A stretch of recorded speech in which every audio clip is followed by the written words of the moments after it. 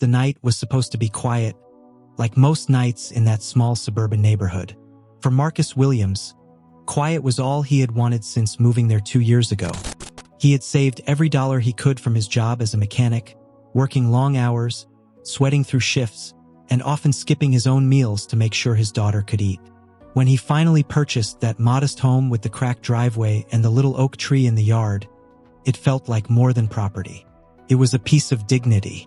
It was proof that no matter the struggles life had stacked against him, he could build something that was his. But dignity to some is a threat, and to others it's a reason to hate. From the very first week, Marcus noticed her. Her name was Karen, and she was the head of the homeowners association. At first, her complaints seemed small, too small, almost laughable. She didn't like the color of his mailbox. She claimed his lawn wasn't trimmed to community standards. She once even left a note about his car being parked too close to the curb. Marcus thought maybe she was simply one of those people who needed to feel in control. But he soon realized it was something deeper, something uglier. Karen's eyes told the truth that her words tried to disguise. Every time she looked at Marcus, every time she paused to glare at his daughter playing in the yard, every time her lips curled when she saw his friends come over for a barbecue, the message was clear. You don't belong here. Marcus had seen this before. He had grown up with it. His father used to tell him stories about men being denied homes in neighborhoods where their money was welcome but their skin was not. The rules ain't written down, son, his father would say, but you'll feel them sharp as knives when you step where they don't want you. And now, standing in his driveway, Marcus felt those invisible knives cutting into him. He tried to ignore her. He trimmed the lawn twice a week, kept his car spotless, even repainted the mailbox. But nothing was enough. The complaints kept coming, and the harassment escalated. Anonymous letters slipped into his mailbox, whispers about keeping the neighborhood safe.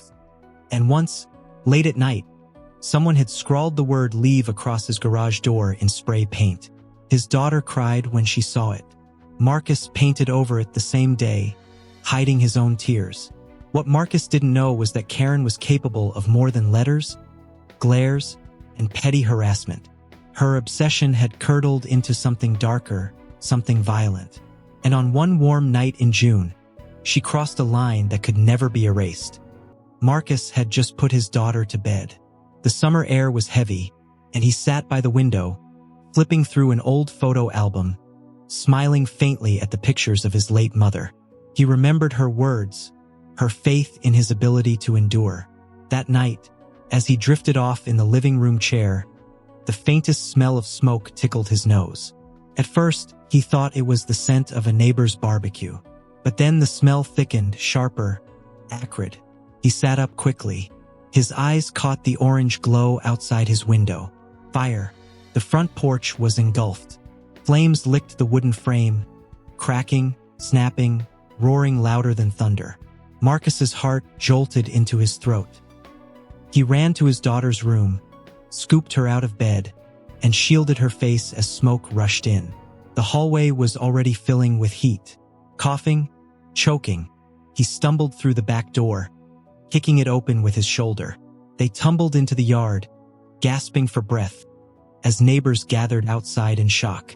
Marcus turned to see his home, his dream, his years of sacrifice, being devoured by fire. The oak tree stood silhouetted against the blaze, its branches curling in the heat. His daughter clung to him, trembling. Tears streamed down his soot-streaked face. The firefighters arrived too late. By dawn, nothing remained but blackened wood and ash. The house, the furniture, the photo albums, everything Marcus had built was gone. The official report came back quickly: arson. And the evidence, though fragile, pointed in one direction. Witnesses had seen Karen lurking near Marcus's yard earlier that evening. Security cameras caught the faint outline of a figure matching her build. And the gasoline can found discarded near the property carried fingerprints that were not Marcus's. When officers arrived at Karen's door, she acted shocked. She played her role with precision, gasping in disbelief, insisting she had been at home all night. But neighbors whispered. They remembered her threats, her venomous words. They had heard her say, more than once, that Marcus was lowering the value of the neighborhood. Karen was arrested. For Marcus, the arrest should have felt like justice. But as he stood outside the courthouse the following week, watching reporters circle, microphones pointed, cameras flashing, the weight of it pressed down on him. This wasn't just about him. It wasn't just about a house. It was about a wound that stretched across generations, a reminder of how fragile Black dignity could seem in the face of hatred, and how quickly something earned could be taken away. The irony was bitter. Just a week earlier, Karen had stood across the street from him, arms folded, eyes narrowed, as if she owned the ground he walked on. And now, here she was in handcuffs, walking into the same courtroom where Marcus sat, head held high, daughter's hand in his, ready to face her. The world would hear his story. The courthouse smelled faintly of polished wood and old paper, the kind of scent that lingered in rooms where history was written, where verdicts had changed lives, and where truths had been weighed against lies. Marcus sat quietly on one of the benches, his daughter beside him, her small hand curled into his. He whispered reassurances to her, though his own heart was heavy. He wanted her to feel safe, to believe that this was a place where fairness lived. But deep down, he knew better.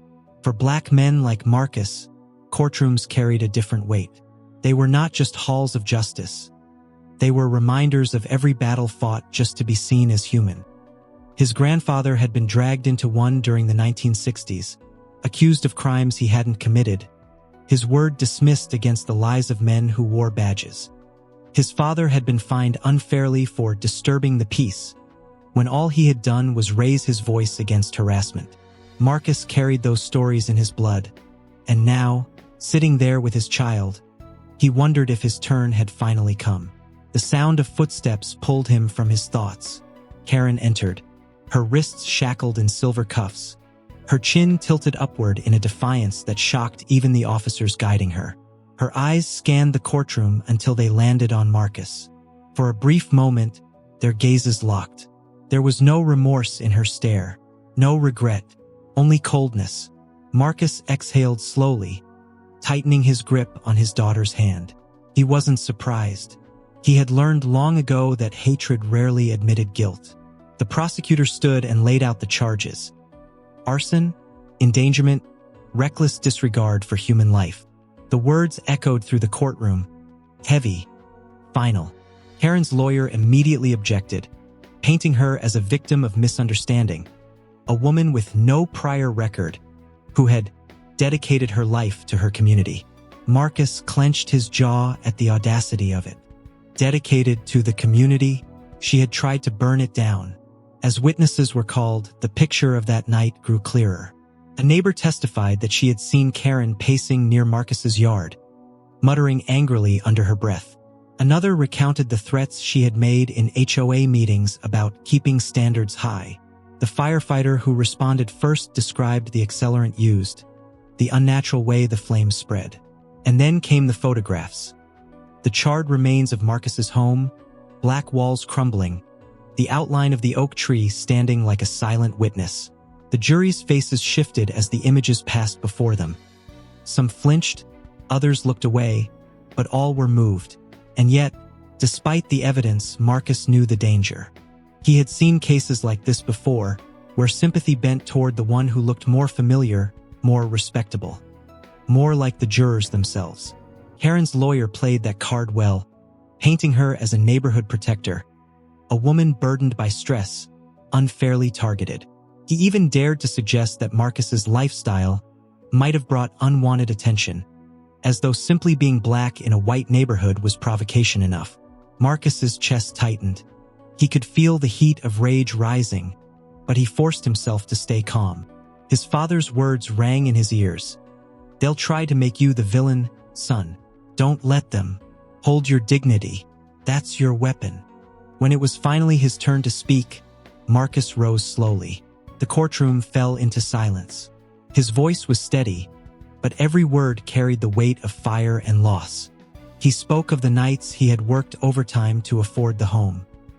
He spoke of his daughter's laughter in the backyard, of the pride he had felt fixing that broken fence, mowing that lawn, repainting the walls. And he spoke of the terror of that night. The choking smoke, the sight of flames swallowing memories, the sound of his daughter's cries as they ran barefoot into the dark.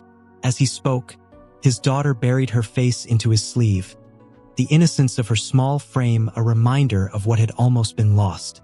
The jurors watched, and for the first time since the trial began, Marcus saw something soften in their eyes. "I didn't ask for special treatment," Marcus said finally, his voice breaking just slightly. "I only asked for what every father asks, for a safe place to raise his child. That home wasn't just wood and nails. It was our life. And someone decided that our life didn't belong." When he sat down, the silence lingered like a prayer.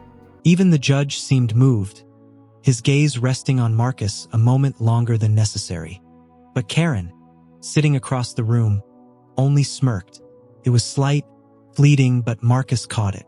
That smirk told him everything. That even in chains, she believed herself untouchable. The trial stretched on for hours. Arguments flew back and forth. Evidence dissected. Objections shouted. Outside, the community gathered, split down the middle. Some standing with Marcus, demanding justice. Others whispering support for Karen, unable or unwilling to see her actions for what they were. By evening, the jury retired to deliberate. Marcus sat with his daughter, exhaustion washing over him. He closed his eyes and whispered a prayer his mother had once taught him. Not for vengeance, not even for punishment, but for truth. For once, let the truth matter. When the jury returned, the room tensed. The foreman stood, holding a folded slip of paper that could change everything. Marcus held his daughter close. His heart thundered in his chest, louder than any fire. The verdict was about to be read. Image 7. The room fell silent as the foreman unfolded the paper, his hands steady, his expression unreadable. Marcus felt his breath catch, his daughter clinging to him tightly. The judge's voice broke the tension, steady and grave. "On the charge of arson with intent to endanger life, how does the jury find the defendant?" The foreman cleared his throat. "We find the defendant guilty." The word rang through the courtroom like a bell. For a split second, Marcus could hardly believe it. His shoulders sagged with relief, and his daughter pressed her face into his chest. The neighbors who had come to support him let out sighs of satisfaction, some even clasping hands in gratitude. But across the aisle, Karen sat frozen, her smirk finally erased. Her lips parted as though to protest, but no words came. For the first time since the fire, she looked small. The judge continued, his voice firm. "On the charge of reckless endangerment and destruction of property, how does the jury find? Guilty." The courtroom erupted in murmurs. Karen's attorney jumped to his feet, shouting about appeals and mistrials, but the judge silenced him with a bang of the gavel. Karen herself shook her head, her composure crumbling, her eyes darting wildly as though searching for someone to defend her. But no one stood. Marcus closed his eyes. He should have felt vindicated, but what washed over him was something quieter: exhaustion. Because justice, even when served, could not replace what he had lost. His home was still gone. His daughter still carried the memory of flames, and the scars, though invisible, were etched into both their lives forever. The sentencing was set for the following month. In the weeks that followed, Marcus lived in a small rental apartment provided by a community support fund. It was cramped, the walls thin, and the mattress creaked with every turn. But it was safe, and that was all that mattered for now. His daughter adjusted slowly, though at night she sometimes woke crying, haunted by the roar of fire in her dreams. Marcus would hold her until she fell asleep again, whispering promises that one day they would rebuild. The neighborhood was divided. Some residents avoided Marcus, unwilling to face their own silence in the months when Karen's harassment had been obvious. Others, however, began to reach out. Meals were brought, donations collected, even strangers from neighboring towns sent messages of support. For the first time, Marcus saw how tragedy could also awaken solidarity, how fire could burn down walls but also strip away facades, forcing people to choose who they really were. But Karen's shadow lingered. The media had seized on the story, and headlines spread quickly. HOA president convicted of arson in racially charged case. Some outlets painted Marcus as a symbol of resilience, while others downplayed Karen's motives, describing her as troubled or misunderstood. Marcus hated those words. Misunderstood was when someone forgot your name. Misunderstood was when you missed a joke. Arson wasn't a misunderstanding. It was a choice. When sentencing day arrived, Marcus walked into the courtroom again, his daughter by his side. This time, the air felt different, heavier, more final. Karen entered in a prison jumpsuit, her hair tied back, her face pale. Gone was the proud woman who once wielded the HOA like a weapon. What remained was someone stripped of the illusions of power. Yet when her eyes met Marcus's, there was still no apology, only defiance. The judge recounted the severity of the crime, how Karen's actions could have cost lives, how they were fueled not by desperation but by hatred. This community, the judge said firmly, cannot and will not excuse such acts of violence, especially when rooted in prejudice. He sentenced Karen to 15 years in prison. Gasps filled the courtroom. 15 years. To some, it was too long. To others, not nearly enough. For Marcus, it was complicated. Justice had been served, but no sentence could rebuild his home or erase his daughter's nightmares. He didn't celebrate. He simply sat still, his hand resting over his daughter's, reminding himself that survival itself was a victory. Outside the courthouse, reporters swarmed, cameras flashing, microphones shoved forward. "Marcus, do you feel justice was done today?" one asked. He paused before answering, his voice measured. "Justice is bigger than one verdict. My home is gone. My child still wakes up afraid. That's not something a sentence fixes. But today, the truth was recognized. And for us, for every family who's been told they don't belong, that matters." His words spread quickly, quoted in articles and replayed on news segments. People across the country sent letters of support, sharing their own stories of discrimination, of being pushed out, silenced, or dismissed. Marcus realized his story was no longer just his own. It had become a mirror, reflecting a struggle that stretched far beyond his burned home. In the weeks that followed, Marcus was invited to community forums, church gatherings, and local schools to share his experience. At first, he resisted. He was still raw, still grieving, but eventually he agreed. Standing at podiums, looking into the faces of strangers, he spoke not just of pain but of resilience. He told them about his father's words, about holding dignity in the face of hatred, about how even fire couldn't erase the love between a father and his child. Every time he spoke, people listened. Some cried, some nodded in recognition. Some stood to thank him afterward, telling him his story gave them courage to keep going in their own battles. Marcus began to see that while Karen had tried to silence him, she had unintentionally amplified his voice. But at night, when the crowds were gone and the lights dimmed, Marcus sat quietly with his thoughts. He missed his home, the smell of the oak tree after rain, the sound of his daughter running across the wooden porch. He missed the normalcy of it all. And though he carried himself with strength in public, in private he sometimes wept. Healing, he knew, would not come quickly. Still, each morning, as the sun rose, Marcus reminded himself of something his mother used to say: "Fire destroys, but it also clears the ground for new things to grow." He didn't know yet what would grow from the ashes of his old life, but he knew one thing with certainty: he and his daughter had survived. And survival, in a world that tried to erase them, was itself a form of triumph. The weeks after the sentencing passed slowly, like the steady drip of rain against a window. Life for Marcus and his daughter was no longer defined by fire or courtrooms, but by the quiet work of rebuilding. Each day brought new challenges: forms to fill out for insurance, meetings with contractors, endless paperwork that seemed designed to exhaust rather than help. But Marcus refused to let the weight break him.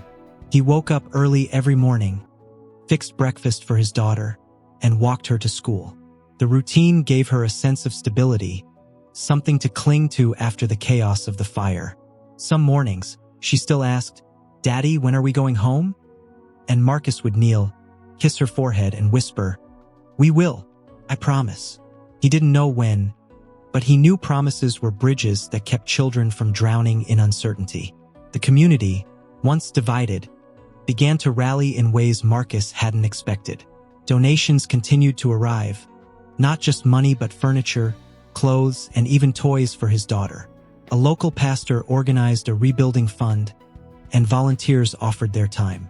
Marcus found himself surrounded by people, black, white, young, old, who saw his struggle and chose to stand beside him. Yet not everyone had changed. Some neighbors still turned their heads when he walked by, pretending not to see him. He overheard whispers about how the neighborhood has been ruined, or how it's a shame things had to come to this. They didn't say his name, but he knew who they meant.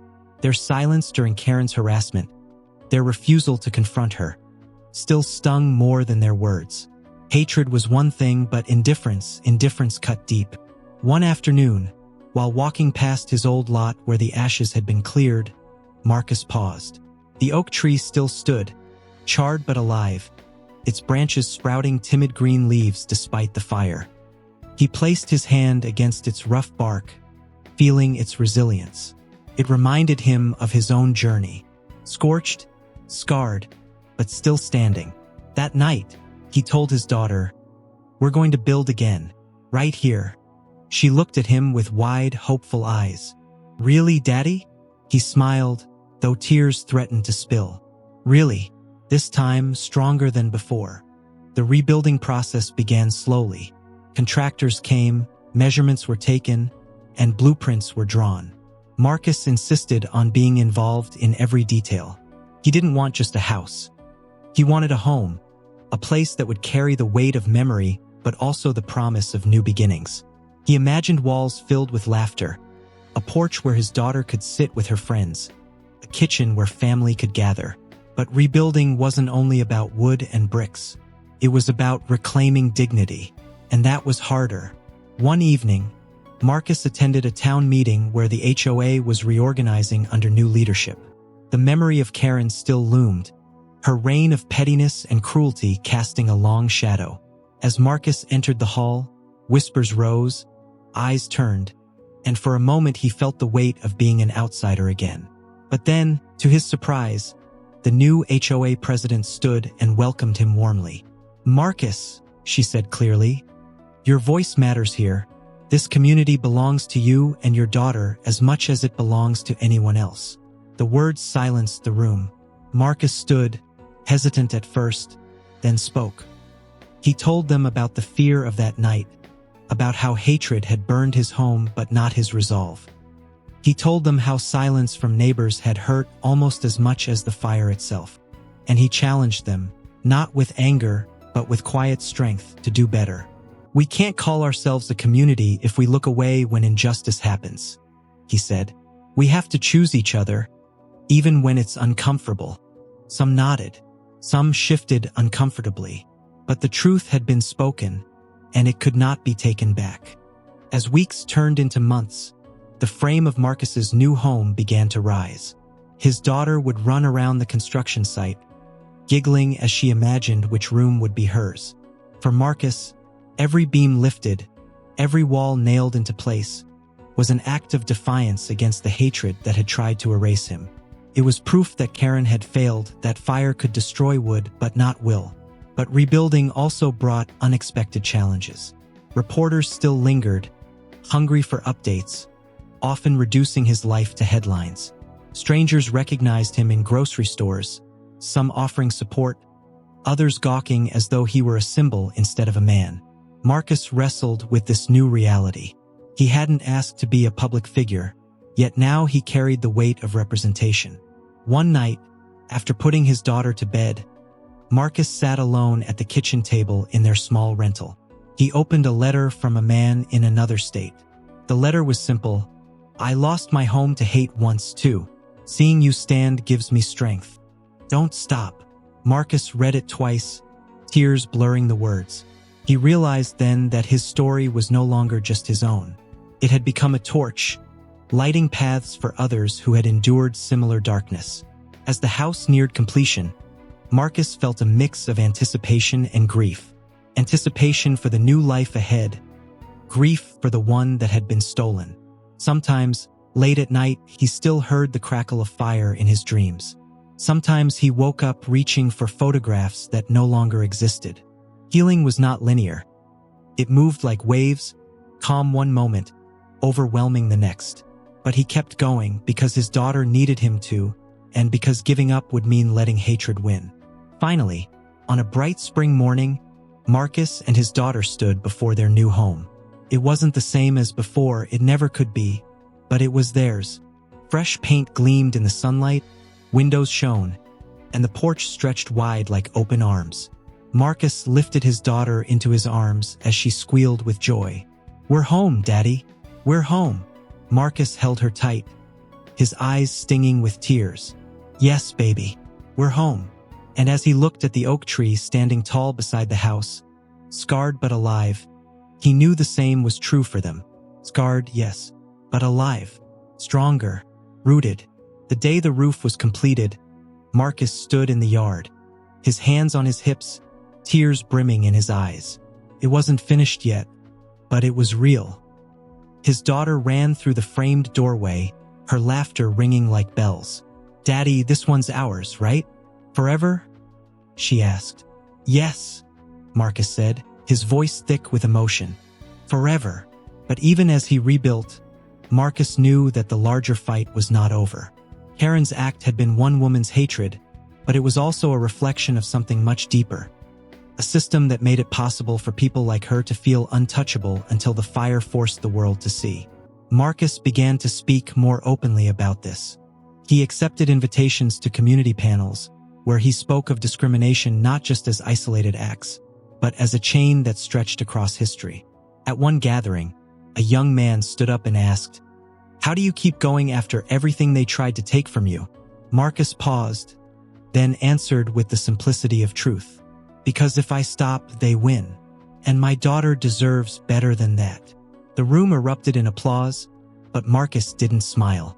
He wasn't chasing applause. He was chasing a future where his child, and every child, wouldn't have to survive fires just to prove they belonged. As the house neared completion, Marcus planted a new oak tree in the front yard, right where the old one had stood. He placed his hand on its thin trunk, promising it silently that it would grow tall, that it would see birthdays and barbecues, laughter and music, not flames. His daughter helped pat the soil around its roots, her small fingers pressing into the earth. "This one's ours too, right?" she asked. "Yes," Marcus whispered, kneeling beside her. "Ours forever." And in that moment, beneath the wide sky, Marcus felt something he hadn't felt in a long time: peace. Not because the past was gone, not because the pain had vanished, but because he had chosen to keep living. The first night in their new home was quiet, almost too quiet. Marcus sat on the porch with a cup of tea in his hands, watching his daughter sleep through the open window. She was safe, her little chest rising and falling in steady rhythm. For the first time in months, the weight pressing against his chest eased. The new walls surrounded them, strong and unburned, and yet Marcus knew the truest safety wasn't in wood or brick. It was in the strength they had carried through the fire. He leaned back, staring at the stars. The same stars his father had once pointed to when speaking of dignity. The same stars his grandfather had looked up to when praying for justice in a courtroom that had no mercy. And now, those same stars looked down on Marcus, a man who had survived the flames of hatred and refused to bow to its ashes. But the journey wasn't only his. Every time Marcus spoke at community meetings, schools, or churches, he saw pieces of his story reflected in others. Men who had been followed through stores, women who had been denied housing, children who had been told, in words sharp as knives, that they didn't belong. Their stories poured out like rivers searching for a place to meet. Marcus's fire had become a beacon for them, a reminder that even when the world tried to erase you, survival itself was resistance. He began to write, late at night when his daughter was asleep. Words flowed onto paper, memories of the fire, the courtroom, the rebuilding. He wrote not only for himself but for her, so one day she would know the full truth of what they endured and how they rose again. His journal became a testament, not of tragedy alone but of resilience. He titled it Ashes to Dignity. As the months turned into a year, Marcus and his daughter settled into their new rhythm. Birthdays were celebrated in the new kitchen, laughter echoed through the new living room, and family barbecues returned to the backyard under the shade of the oak tree. Life, though scarred, blossomed again. And every time Marcus heard his daughter's laughter fill the air, he felt a deep, unshakable pride. Still, the reminders of what happened never fully faded. Sometimes strangers would stop him in town, offering support or asking about the case. Sometimes reporters reached out, eager for follow-up interviews. And sometimes, late at night, Marcus wondered what Karen thought as she sat behind prison walls. Did she ever feel regret? Did she ever realize the gravity of what she had done? He doubted it. Hatred like hers was not easily extinguished. But he had stopped waiting for her remorse.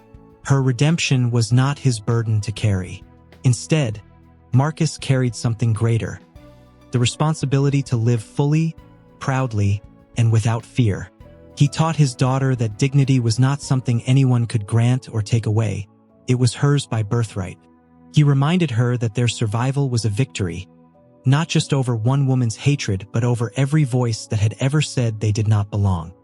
One evening, Marcus spoke at a college panel about racial justice and community healing. After his talk, a young black student approached him, eyes filled with tears. "Mr. Williams," she said softly, "I was thinking about dropping out. I felt invisible here. But hearing your story, it reminded me that I can't quit. If you can stand after everything, then so can I." Marcus placed a hand on her shoulder, humbled. In that moment, he understood fully. His survival wasn't just for him or his daughter. It was for everyone watching, everyone listening, everyone who needed to believe that resilience could outlast hate. When he returned home that night, he tucked his daughter into bed and kissed her forehead. As he turned off the light, she whispered, "Daddy, I'm not scared anymore." Marcus froze, then smiled. "I'm glad, baby. That's all I ever wanted." He stepped outside to the porch once more, gazing at the oak tree. Its branches stretched wide, stronger than ever, bearing scars that told the story of fire but also of survival. It stood as a monument to what they had endured. And Marcus realized something. The tree was no longer just a reminder of the past. It was a symbol of the future. Roots deep in the earth, branches reaching for the sky, scars turned into strength. Just like him, just like his daughter, just like every black family that had faced fire, whether literal or metaphorical, and still found a way to rise. He lifted his gaze to the stars and whispered, not to himself but to the generations before him who had carried this same fight, "We're still here." And with those words, Marcus knew the fire had not won. The house was gone, yes. The memories had turned to ash, yes. But dignity, courage, and love had survived. And as long as those things lived, hatred would never have the final word. If Marcus's story moved you, don't let it end here. These are not just stories of struggle. They are stories of survival, dignity, and truth. By sharing them, we honor the voices that history too often tries to silence. So if you believe in resilience, if you believe these stories deserve to be told, make sure to subscribe, like this video, and share it with someone who needs to hear it today. Together, we can keep these voices alive and remind the world that no matter how heavy the fire, our dignity still rises from the ashes.